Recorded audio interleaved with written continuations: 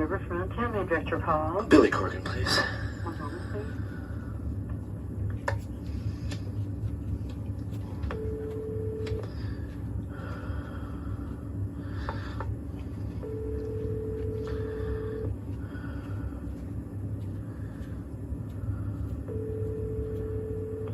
Hello? Billy. Yes. Hi, Mark Barsotti in Denver. Hi. Been trying to get a hold of you for 2 weeks. You know, I have to tell you something, and this is like Certainly. a bad rock cliche, but you know, I have people that like work for me now. Yes. This is all their fault. I know. And I didn't even know about this until like minutes ago. No, I've. While we're on the subject quickly, does Mark work for Caroline or for you guys? He works for us. He's our tour manager. Okay, I wanted to kill him several times in the last 10 days, but that's another story. He's a great guy, but you know, he works for Nine Inch Nails too. And I think he's like learned to become difficult just to be difficult.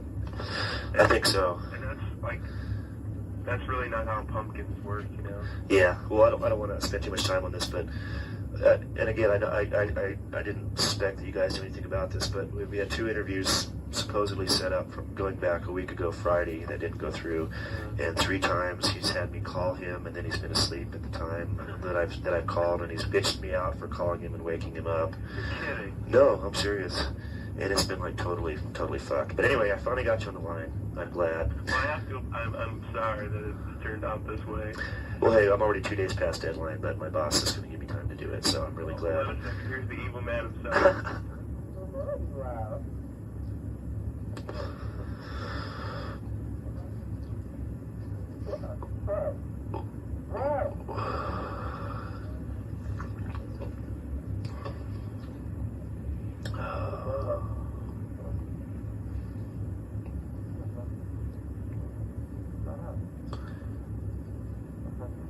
Hello?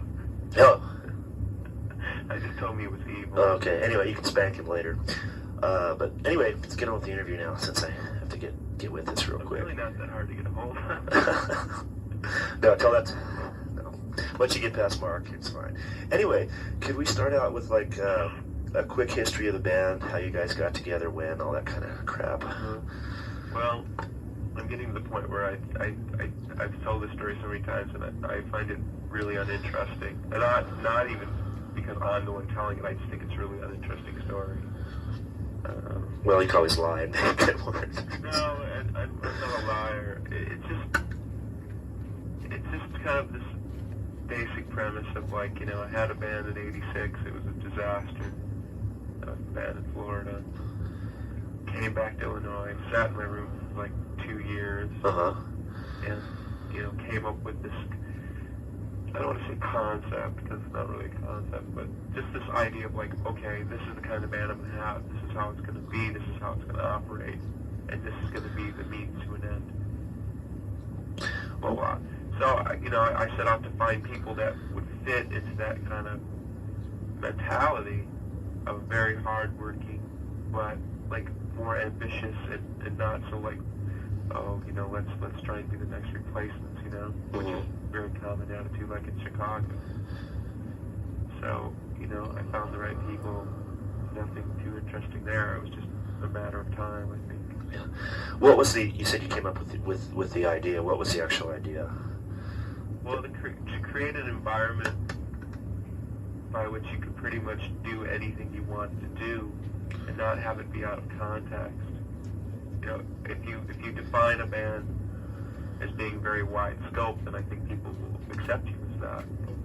But you see what happens with a lot of bands is they spend a lot of time trying to get good at one thing, and then when they achieve that and they get bored with that, and then they try and stretch, people refuse to accept what they're trying to do as a stretch. And then the band is forever locked into this thing that they created. You know, most bands have pretty much one sound, and then, you know, it's basically the soft, medium, and loud versions of that sound. And I didn't want that. You know, I wanted something more akin to like a Led Zeppelin,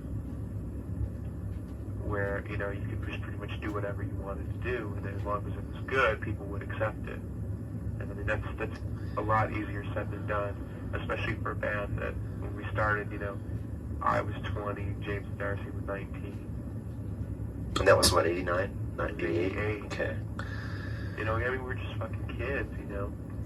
I mean, at the time, you know, we'd been out of high school a couple of years, and you think you're old, and I mean, you don't realize it until like sometimes, like now, you know, you realize that, you know, you're so naive, and so we spent, you know, a couple of years just kind of exploring and finding, you know, this,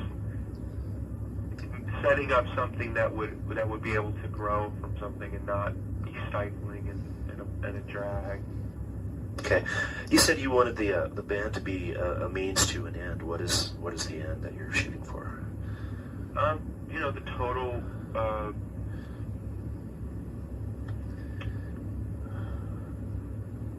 I can't think of the word I'm looking for. The total realization of this like vision I have, you know. And the next question would be, well, what's the vision? It's like you get this thing in your head, and you can see it, and you can taste it, and you can hear it, and you just want to get there, you know. And you know, I just think I'm kind of on that road, you know. I don't know how else to explain that, you know. I mean, people ask me, what do you want to achieve with Smashing Pumpkins? What I want to achieve is artistic and emotional, and not like success-oriented. Success is definitely a part of that, because success is the ultimate validation of what you're doing. Well, it's, you know, I don't see the complete separation of the two, but I mean, it starts with the art part of it. right. Well, it seems to me that the artistic validation comes from within you, and quote unquote success is what society may give you to say, yeah, you've done good. And money I mean, and stuff. I don't want to be a mega huge monster stadium band. I think that's totally, that process dissolves every band, dilutes every band in the end. And I think it makes great bands like not so great bands, or imitations of the bands that they once were. But what would you do if you guys got to the point where you could go into a city and there's like 20 to 20,000 people that want to buy tickets to see you? How would you deal with that? Well, you know, the Chili Pepper tour has been very enlightening, just in the sense of getting a feel on what I would do. There's certain markets where we played a really big place, like say 4,000 people, where it's an appropriate place to see a concert, and that's not so bad. So, okay, say you had a potential audience of 20,000 people. Take the time to come into the city and play 4 nights, you know. Play 4 sold-out shows, and give people something different than just coming into town, booking yourself in the Enormo Dome, playing 1 show and leaving town. Letting people see you from 300 yards away at the back of a football stadium or Exactly. something. That's totally against what I believe is what I'm here for. I am not, you know, a monkey.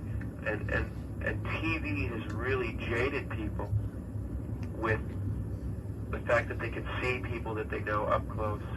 So, you know, you can see someone on a video, you see somebody maybe playing live on some video or whatever, and then you go to see them and you can't even make out their face. Yeah. I mean, that serves no purpose at all.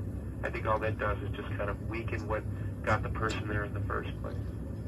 So, you know, in other cities we've played these places where there are 4,000 people, and it's the worst place you could ever want to go see a concert. There's absolutely no vibe there. There's all seats, and everyone just sits there and like looks at the sky, you know. And I'm not just saying this just for Pumpkins. I'm saying the Chili Peppers run into this too. So, my feeling is that if I'm put in that position ever, which would be the worst thing to be in, is I would take the time to do a really extended long tour and do multiple nights. That would be, you know, and maybe the shame of it would be is that you wouldn't get to play some smaller cities. Mm-hmm. Because there's obviously a time frame by which you want to tour. Yeah, you don't want to be on the road for 3 years in a row. But the fact is that, you know, I would much rather give someone an opportunity to come see my band in an ideal situation that gives the band the opportunity to create something that's amazing than put yourself at a disadvantage before you start and make it so that these people are never, you know, you got people paying $20 to come see the show, and $20 to buy a shirt, $5 for popcorn, you know. And they've got all this money invested in obviously time and some heart, and they're getting nothing for it. They're getting nothing but a long distance view of their heroes jumping around like monkeys. And that's not what I think rock and roll is about. The Pumpkins are pretty much your band. Growing up, you may have thought, yeah, I'm going to be a rock and roller someday. How did that like fantasy idea of growing up as a teenager compare to the reality of living it today, or is one kind of merely a continuation of the other? Well, see, my father's a musician, and I grew up very much in this kind of like rock and roll atmosphere. So before I ever played guitar, I had very negative attitudes about what rock does to families and people, and especially the drug aspects of it. And so for me, a lot of the trappings and the cliches of like rock, whatever, had already been taken out of it. That's not to say that when I started playing, I still wasn't like hoping that it would get me laid, you know. Yeah. As a 15-year-old, of course. Like, you know, hey, great, this will give me some chicks, you know. But as I've gotten older and I look around me, I realize that my life is just way too short and way too important to spend it on debauchery and excess and ridiculousness.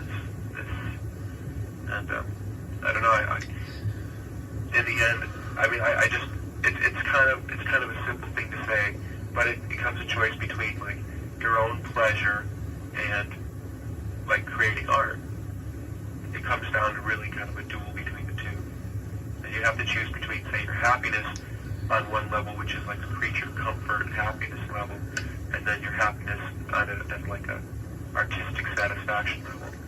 And choosing over and over again like this kind of artistic thing, you know, I don't necessarily lead this great rock and roll life, you know. So to answer your question, you know, for me, at least with myself, I've taken a lot of like the myth, mystique bullshit out of, you know, being, you know, quote unquote a rock star. You know, I'm just a human being who wants to do what he wants to do. I'm in a very fortunate position, but I don't know. It's not that big a deal, really. And when you realize that there's so much else that goes on in the world that's much, much more important than music, you know, like people living and dying and things like that, you know, it doesn't really compare. So the whole self-importance aspect is kind of limited too. Okay.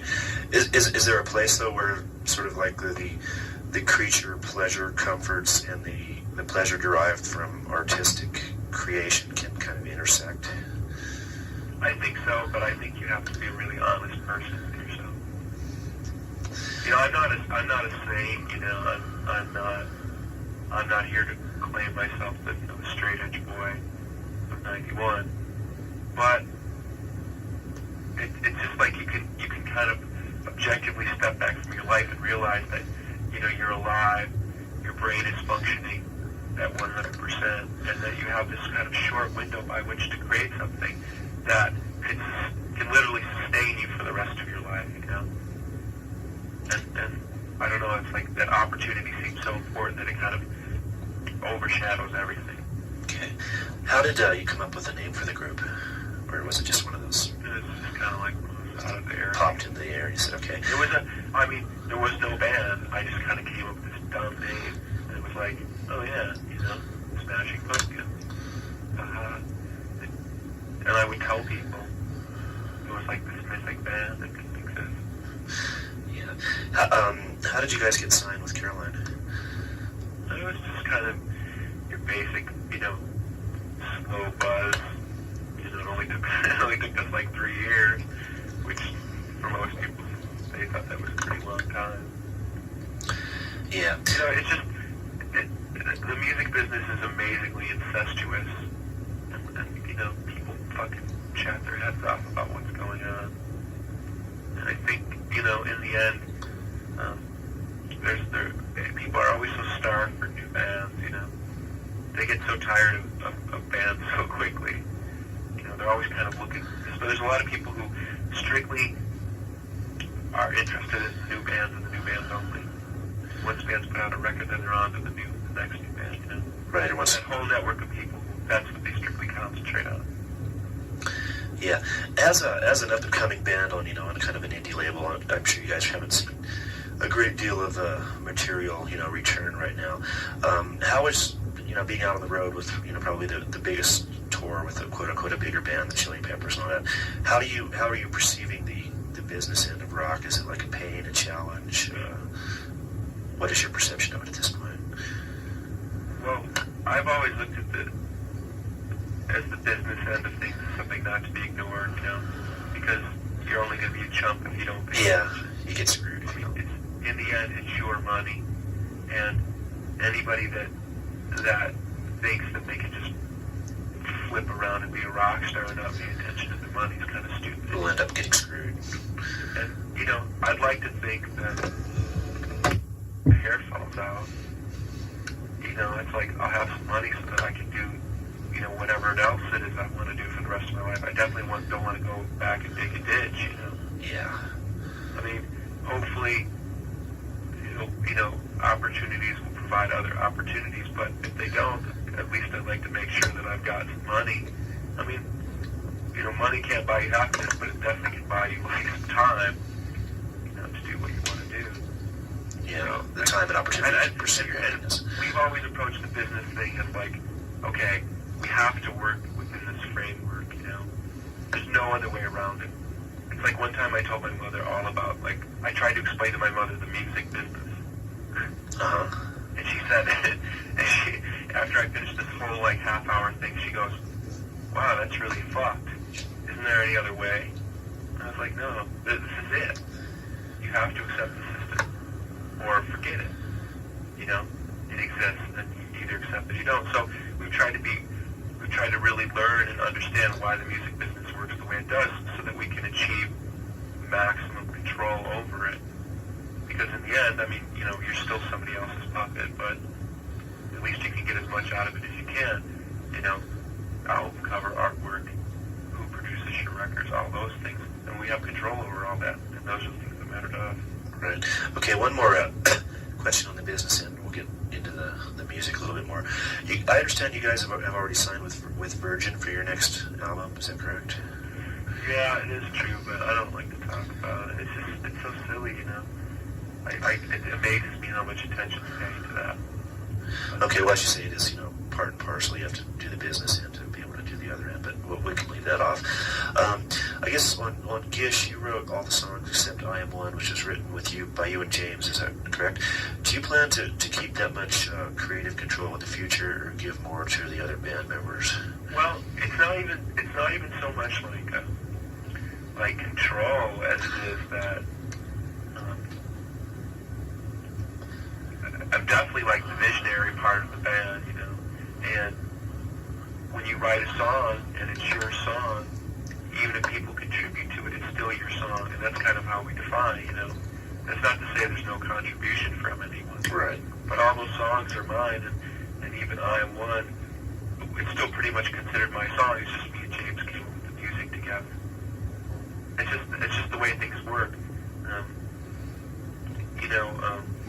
Okay, I guess it's hard to explain. It's not like a thing. It's not a problem with us at all.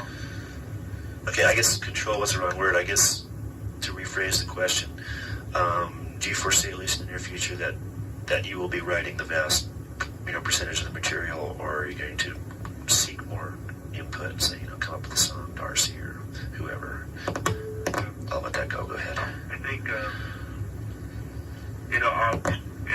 with the Pumpkins, it'll always be 80% me, This is kind of the balance we have. But there's definitely more contribution. You'll probably see more co-writing. Okay. A lot of bands that kind of don't try to really go for the market niche, put on all the makeup and look like this year's version of Poison or whatever, quote unquote, alternative bands that kind of try to leapfrog genres and such. A lot of times those kind of bands, although they're really good, end up slipping through the commercial cracks. Does that, I think I know the answer to this, but does that concern you guys at all, or are you just going to do what you want to do, and if people like it, that's fine? Well, I'm a firm believer in, like, if something's good, people will find it, you know? I mean, absolutely no one predicted, like, the amount of success that we've had. No one. Not our managers, not our record company, no one. You know, and the only person who had faith in this kind of success was me. It may sound like, 20/20 hindsight. But I just knew that if I put together a really solid album with really good songs, that and it had an emotional value to it, that people would find it, that people would talk about it, and it worked, you know? I mean, maybe next time out I put out what I think is a great album and it fucking bombs and I'm an idiot, but I really believe that if you put together something that's fucking real and solid, it'll happen. It doesn't, to me, the thing about us is it doesn't matter if we play rock or psychedelic music, it doesn't really matter, because I believe in transcendence, and I think that in the end we transcend genres. Like you said, sometimes bands like that fall through the cracks. But maybe it's better that they fall through the cracks. Maybe it's better that a band like Jane's Addiction didn't sell 50 million copies like Guns N' Roses. Maybe it was better that they were kind of a secret, Maybe it didn't spoil it for everyone. I already hear kids talking about, like, pondering the question of whether Nirvana is sold out. Yeah. Do you think that's the typical 16-year-old mind? Somehow they feel that all the success that Nirvana is having is spoiling their experience. Do you think that's kind of like an inverse discrimination? We're this insular group and we're into this thing and nobody else knows about it, and then suddenly it becomes popular and it's like, well, since all these other people who are obviously idiots like it, then it can't be good anymore. Yeah, I mean, it's stupid. Something is either good or bad, and hopefully if it's good, then more people are going to like it. And the thing is I think the consciousness of youth is opened up to the point where a band like Nirvana can be accepted by more than just, like, your skater kid. Maybe some dumb metal kid likes it too. And maybe that's not so bad, because maybe that dumb metal kid will realize, hey, maybe I'd rather listen to this kind of music than fucking, whoever, Motley Crue or whatever, Motley Crue, Maybe, in the end, it'll turn things around so that, what is called, alternative music becomes a little more mainstream, and yeah, maybe that'll dilute it, like it's diluted rap or something. But, fuck, would you rather have people listening to better music than, like, programmed music? I would. I don't know. It never killed things for me for something to be successful. If it was good, I liked it, and I didn't care how many people liked it. But that's just me. Yeah.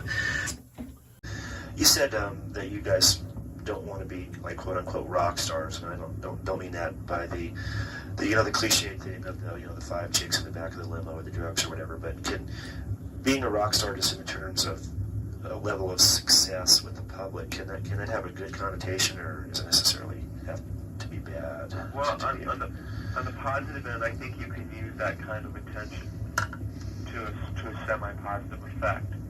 I mean, someone like Michael Stipe has definitely made some contribution to the consciousness as far as, like, the environment and other issues, So I think you can use it to a positive end. The negative end, I think, isn't so much in how people perceive you, but it is in the distance at which you put yourself from people. And I think in the end, it's that kind of distance, that loss of, like, the human aspect, between you as a normal person and someone else as a normal person, like your ability to go into 7-Eleven and have a conversation with someone. I think it's that loss of humanness between people that destroys bands in the end, because they're missing that root from their person. That's when I say we don't want to be rock stars, we don't want to get away from what we like, which is, being honest people. To us, that's not such a bad thing.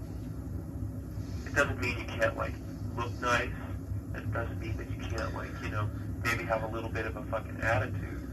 But in the end, you're still people. You still live on a street. You still go shopping at the same grocery store, Yeah. So I have to get up in the middle of the night and take a piss sometimes. Yeah, and I mean, when I was little, I used to perceive like rock stars as like living this charmed life where like they didn't have to do anything, and it's just silly, you know. When I say like when I said before about like taking the myth and the mystique out of it, it's just like I'm still a human being, you know. And by being a human being and by being a very aware human being, I think that allows me to write music that's even better and communicates even better. I still have to have one foot in this kind of aesthetic, you know, spiritual world to fuel me, but I still think it's that touch. I mean, I'm from the Midwest, you know. I didn't grow up like, you know, with an East or West Coast attitude. I grew up with this kind of like, you know, play baseball behind the house attitude. And I mean, that at some point has a lot to do with where we come from. Okay. Let's talk a little bit about image, and this is where media filters come in. And I know the media is notorious for kind of distorting things. And I think it's part of the process because when you're trying to describe something new, you have to give people a fix on it, and therefore you describe it as something, compare it to something that's come before, even though it's totally different. And you guys have kind of this pseudo psychedelic kind of Paisley type image, which is kind of a. I think and that doesn't come from the band. No, it doesn't. It doesn't. Which is what I said. But that image to me is kind of like a '60s throwback, which is not to say it's a bad thing, but again, image-wise, totally separated from the movies or from the music. It seems like there's really a lack of new stylistic images for the 90s, and everything is based on something that's gone before. Oh, yeah. What is your take on that? Oh, I totally agree with you. I think we've reached this point where it's like, you know, where do we go? Okay, we've shaved our heads, we've had mohawks, we've dyed our hair red, you know. I mean, where do you go? And I think, you know, I think you get this kind of real ambiguousness where people aren't really sure where to go, you know. We've already worked our way through the 70s. Yeah, what does that say though about, I mean, from you guys in particular, and sort of scaling up the question to society at large, where in the 90s, it seems like there's nothing, I mean, where are the new things going to come from? Are we going to constantly just recycle the past, or is anybody going to come up with something that's actually, like, this is new? I really think we've almost kind of reached this zenith point of civilization, you know? It's like, you know, it's really going to take something extremely, extremely radical to really make a difference. And, you know, I don't know, it's like, as far as, I don't really know how to answer that question, like, properly, but as far as, like, in reference to us and the whole retro thing, I mean, that's the last thing we want to be is a fucking retro band that does not care, we can give a fucking shit, you know? And the stupid thing is that, you know, I mean, the reference in my mind to the 60s has more to do with, like, a more ambitious kind of musical approach, you know, where you know, you had success from bands like Jefferson Airplane singing songs about acid, you know, top 40 hits. You know, it was that kind of musical ambition that has always appealed to me that I think has really lacked over the last 25 years. So, I mean, for us, that's the really real reference point as far as the 60s go. And this whole Paisley bit, it's just like, you know, whatever. It's so stupid. And it just shows to me how stupid the fucking media is. You know? Oh. That's the only way I know how to answer that. Yeah. Okay, sort of a follow-up question. That you said that you think we've kind of reached the zenith and something's going to have to happen. Is that going to be like have to be like some like massive change in society at large that's going to trigger changes in art, or is art going to kind of lead the way like it did in the 60s, sort of being on the vanguard of those changes? That's a very interesting question. So, I mean, the only way I can answer that from a personal perspective is that I definitely feel the frustration, like, you know, to me there's a movement of consciousness which is general. You have a much more aware populace. MTV, you know, ecological issues, socially more conscious, safe sex. I mean, you have a much more aware generation going on, which is refreshing because there's definitely a more open flow. But underneath it, underneath it is just this fucking apathy that I sense. Pampered suburban youth that don't really have any ambition. I mean, they've seen what it's like to be successful, and I mean, it's like every cliche is apparent to them. Okay, yeah, it'd be great to have success, but maybe I wouldn't be happy. You know, so you have all these suburban kids running around being deadheads. You know, it's just like I sense that apathetic frustration from people. It's just like this. Oh, I wish there was somewhere for me to go. As far as whether music will lead that, no, I don't. I always think that music is perceived as leading things, but in the end, it's only reaction because it takes its impulse from somewhere else. I mean, unless you're like singing about revolution, you know, overthrow the state. Yeah, that how leading are you going to be? You know. Yeah, and of course that always leads to the question where if you're going to have a revolution, what are you going to replace it with? Yeah. So sort of here we are. You know, we have you know, we're saving more lives than ever. We have, you know, this totally high geriatric population. You know, we have more old people in our society than we've ever had. Yeah, that's the trend that's going to continue. And, you know, you've got this strange shift where you've got this new consciousness up against this old guard value. You know, the 50-plus population trying to hold on to, you know, banning abortion and whatever else. Except a lot of people that are getting to be 50s now were the original rock generation from the 50s and early 60s. So you have sort of It's amazing how they turn tail once they get a house. That's true. You know, to a degree, but they're out there cutting their yard perfect. Yeah, and yet on the way to in their three-piece suit on the way to the board meeting, they still might be listening to Chuck Berry on the CD player in their BMW. I think a lot of the values of the 60s are just, you know, not that they were great values, but I just think the message at the end was just completely lost. It had an impact in the sense that it was like the ass kicker. It opened up some door, and slowly but surely some of the information, some of the attitudes had filtered through. Yeah, and a lot of the basic initial impact, I think, was just completely lost. Yeah, well, a lot of it's been co-opted by the giant entertainment machine that seems to exist in this country, which is to sort of dilute and recycle everything and turn it into nostalgia. Well, what I think of like some of my family who think that because they like, you know, they watch MTV every once in a while, they're being rock and roll. You know, that they're being told that just by existing into something that they are existing in the subculture when they don't even have the fucking guts to go out and find the subculture themselves. Okay, let's go in a couple different directions here. When you were growing up, who were some of your heroes, musical and otherwise, and who are some of your heroes today, if you have any left? Well, definitely growing up, like my heroes musically were like John Lennon, Jimi Hendrix, Ozzy Osbourne. This is a good group. And what about non-musical? Non-musical, mostly just like stupid baseball players and stuff. Okay. Typical, like I said, typical Midwest. You know, I was in love with the Cubs. What about today? Do you have any heroes left? No. That's a sign of growing up. Another question in a different direction. Was Darcy simply the best bass player, or was having a female in the band part of your original vision? Neither. Okay, what was the story then? Well, the story is that she was the right human being for the right job. And that's that. It didn't matter that she was a girl or a boy or a boy. I just wanted to find the right person. Okay, that's and I found the right person. That's fair enough. I know musicians hate this question, but this is a kind of one of those stupid media questions. And if someone put a gun to your head and said, "What kind of music do the Smashing Pumpkins play?" what would you answer? Emotional music.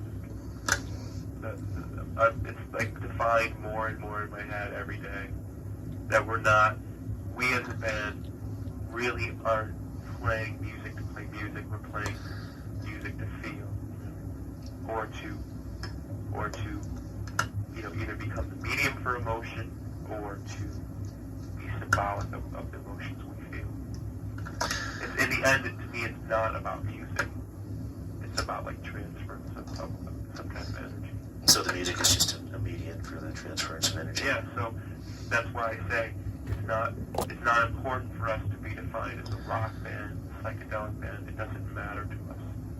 We don't have a definition, and we don't even see why anyone else should. I know the business aspect of it, which is like it would help if we had a word that would kind of encapsulate what we do, so that maybe somebody could get it a little quicker. Well, yeah, it's easy for the marketing people that way. When you have a label, you can stick on it.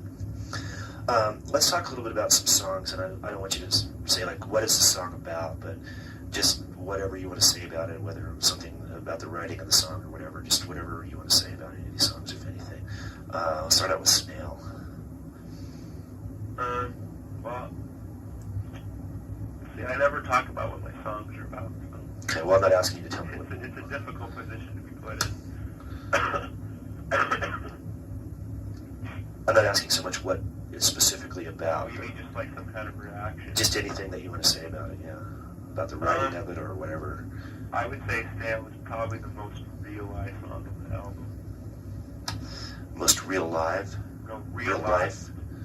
Realized, okay. From idea to, from conception to idea to finished product. And it's probably most representative of any song of like where the real strength of the band lies. Okay. Well, what do you think makes it the most realized of the songs? Just from what I heard in my head to where it ended up. Okay. How about I Am One? Like a war horse. It was one of the first, like, we played a lot of songs before we got to I Am One, but I Am One was like one of the first songs that began to define what the band is now. So, for me, it kind of seems old, and in some ways not very progressive, but in some ways it's like, like at first musical state. Okay. How about Rhinoceros? Similar in the sense that it was written about the same time. If you take I Am One and you take Rhinoceros as like, the yin and yang of the Pumpkins, that pretty much defined the early genesis of the band. There were a couple years before those songs were written, but that's when it really started. So, I don't know, I'm kind of sentimental in some ways, and I'm kind of at odds with the songs, because if I wrote them today, I would write them differently. Differently, exactly. How about Crush? Definitely like a full-on Billy song. Definitely not a band song. It was, about as solo as it could get. Okay, Window Pane. Very,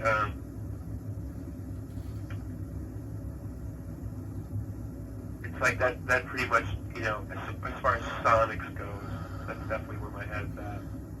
The ability to transfer like space and sound into like 50 different things. Not the greatest song, but like a great vehicle to fucking be sonic, Okay.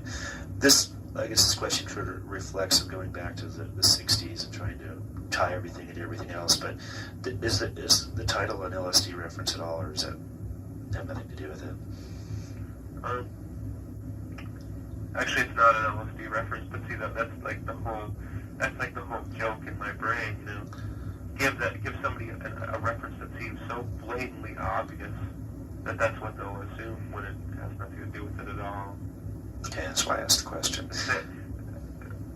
Nothing in Pumpkinland is as it appears, I really like to deal with people on like lots of different levels, and it's like, I'm willing to throw up this whole obvious bunch of sheen for people, and they can feed into that all they want. But they're the point is that they really want to look deeper. I'm not singing about drugs at all. That's what that's the whole point. But if they want to interpret it that way, that's up to them. Yeah. Okay. most, and I even hate the term alternative, quote unquote, because it really says nothing except that, you're not a heavy metal band or you're not out of 60s dinosaur band, whatever. Yeah, but for lack of a better term, most quote alternative unquote bands, sort of, particularly the ones that again, another term I hate, quote unquote, make it, but we'll use that for lack of a substitute term. Have a message that they're trying to present, be it social, political, personal. Do you have a message at all, except what's there for what people to take? And if so, what is it? Well, go ahead. Pumpkins is like, or at least me personally, I don't know. I'm not cause worthy, but I'm an example of what a disastrous life or a potentially disastrous life could turn out to be. I'm not saying this for like some 30-second sob story. Like I could have been a loser and I'm not. But the thing is that I listen to myself. I shut out everybody at some level. My parents, the school authority, everyone, and heeded the voice inside myself and realized that my own happiness was a lot more important than anyone else's happiness. And by following that voice, I've realized, the potential of my life. And now it's like completely wide open. And I'm a much happier person. Not to say I'm happy, but I'm much happier than I ever would have been. I feel like I'm alive.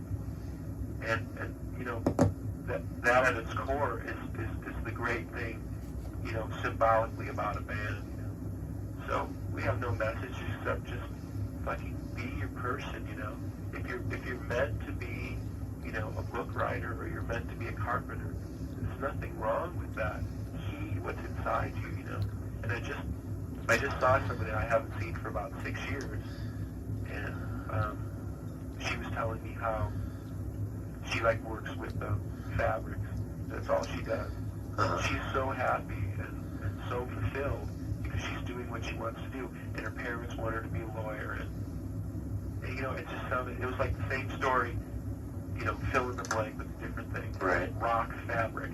The point is that this person has shut out outside influences and listened to what they really wanted. And it's so beautiful, and that's the way it should be for everyone. And a lot of the problems in our world have to deal with frustration. Mm-hmm. Frustration comes from the difference between what you want and what you got. And there's so much frustration, especially in youth. They're so frustrated, and it's like it comes out at these shows like you wouldn't believe. Waves of fucking hate. Absolute hatred. And just anger. They just want to bash somebody's head in. They don't even know why. Yeah. And that's to me, that's so symbolic of what it was like to grow up in the suburbs, and all you saw around you was like lameness personified. Joe next door mowing his lawn was so fucking important to him. And everybody trying to conform to the image of what they thought they were supposed to be. The house in the suburbs, and the 2.3 kids, and the new car every 2 years, and the promotion. And they're not happy. And it's so amazing that you're given this opportunity, this God-given opportunity to be a thinking, free will person, and you just fucking blow it. It's amazing. Right. Well, it comes down to you have, in cosmic time, you have a split second on this planet, so you might as well figure out what you want to do and try to do it, because what else are you here for? Exactly.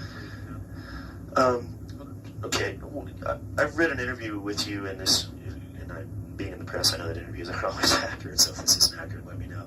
But that you said that you kind of want to defy expectations and kind of musically go in maybe some different directions next time out. Absolutely. What have you got, being on the road, I know you don't have too much time to write and think about things, but kind of in your head, what are you seeing as, what expectations do you want to defy and what directions do you want to go in? Well,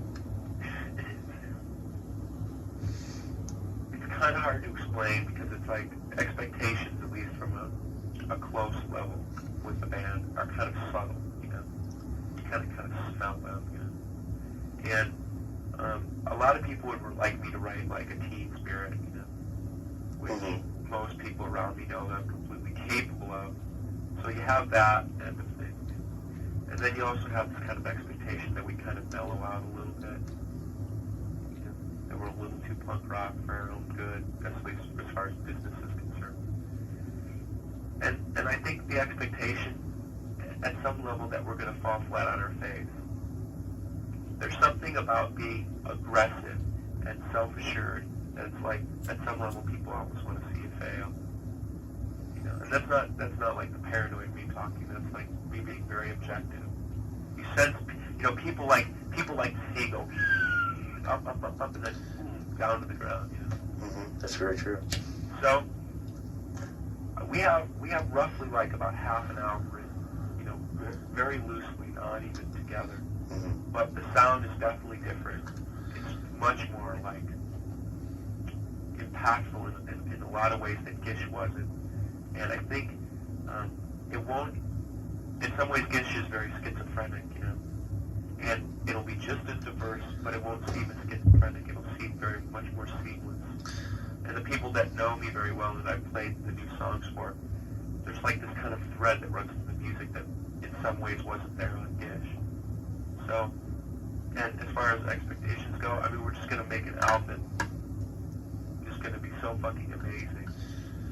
So that's where my head's at. Okay. When are you guys going to be able to? When are you planning to be, get off the road and back in the studio? Well, we're on the road to March. Okay. So what? Maybe sometime next summer. Yeah. We figured the earliest would be like July 1st, but I mean, if it takes us to Christmas, then it takes us to Christmas. However long it takes. I mean, it's really conceivable that there may not be another album from us until like 1993, which to me seems kind of silly, but if that's how long it takes to make this album, so be it. You're gonna give it a shot anyway. Oh, yeah. Okay. I'll let you get off the phone here in a couple more minutes. Scaling up though from the Pumpkins in particular to it's almost 1992, the state of rock and roll in general. What do you see about it that's good, and what do you see about it that's bad? Well, the bad part of it is just that it's become like a caricature, you know. It's literally become like this cartoon dance of what you're supposed to be. Don't do this, don't do that. What do they call it? Controlled rebellion, you know. Mm-hmm. It's like we're punk rock, but we're really not punk rock. Yeah. Well, These have all been pretty much swallowed up. Yeah. Well, there's There's really no true independent system anymore. There is, but it exists at a very, very small level. right.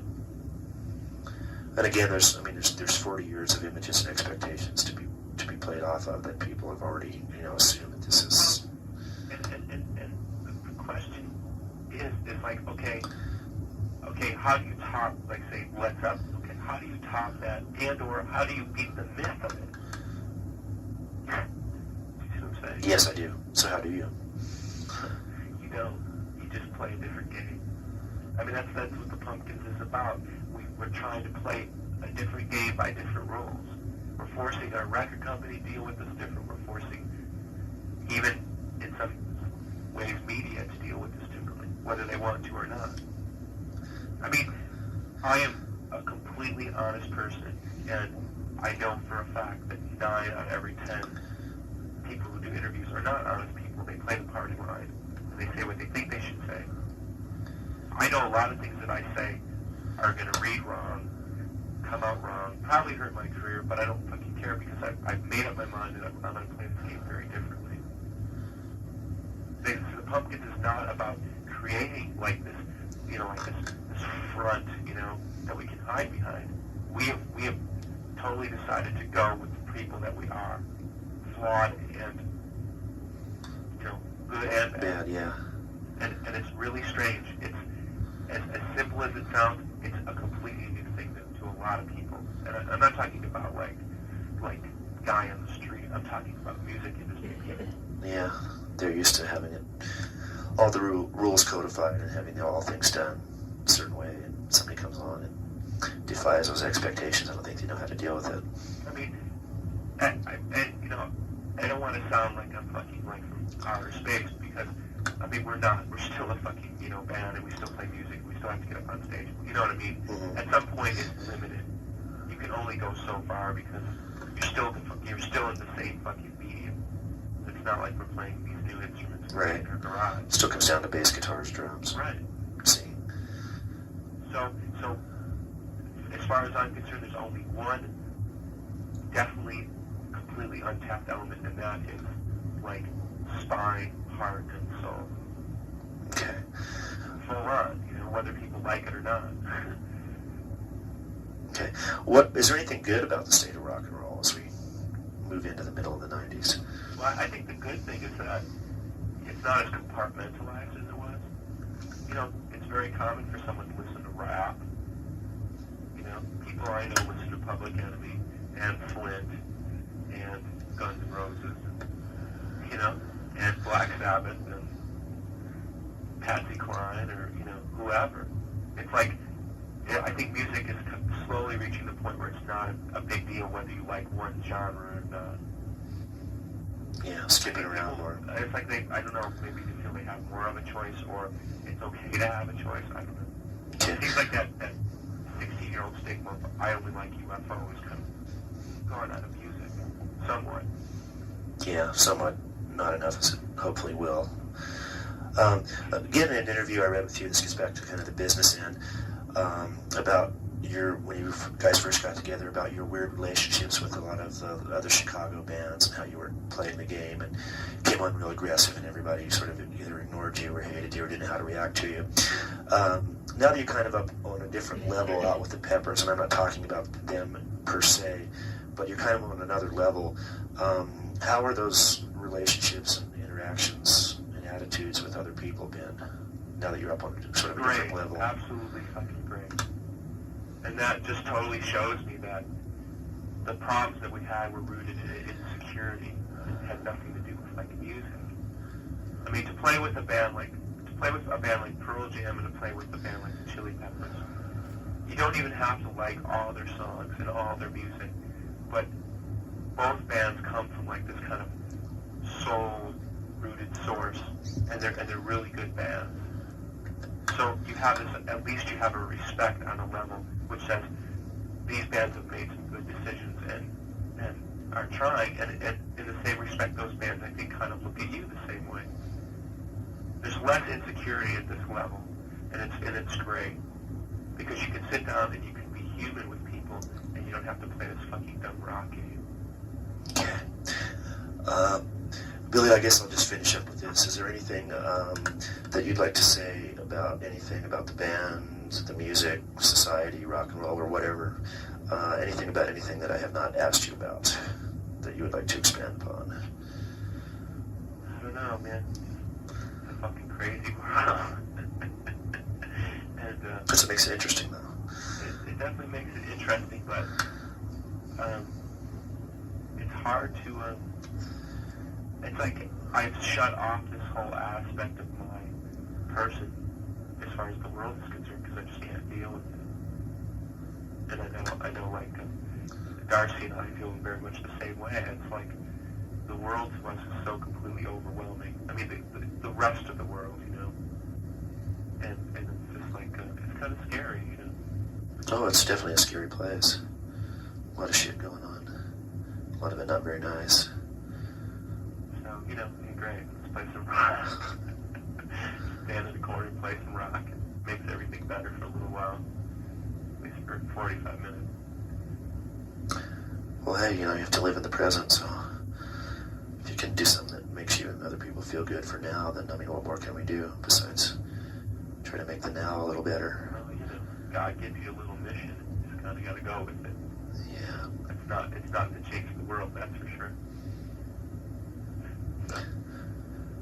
So there. Okay, well, excuse me, I'm glad I finally caught up with you. 2 days past deadline, but what the hell, we'll get it done. I'm sorry about it. Oh, hey, that's okay. I'm just glad I got the interview because I really wanted to do this story. Otherwise, I would have told Carolyn to fuck off about a week ago. But anyway, I saw you guys at the garage when you were in Denver a few months ago, and that's when I became a major fan. And I'm looking forward to seeing you again. And, that was a pretty weird show because, we're playing it, and we get towards like the last song, and I look over, and Dave Navarro sitting on the stage. yeah, I heard about that. It's Yeah. like, it just when stuff like that happens. Okay, well, I'm definitely looking forward to seeing you guys again in a couple weeks. Okay. And try to not let the road grind you down too much. I'm actually on the rebound, so Cool. And spank Mark for me. no problem. Okay, All right. we'll talk to you. Bye. Bye-bye.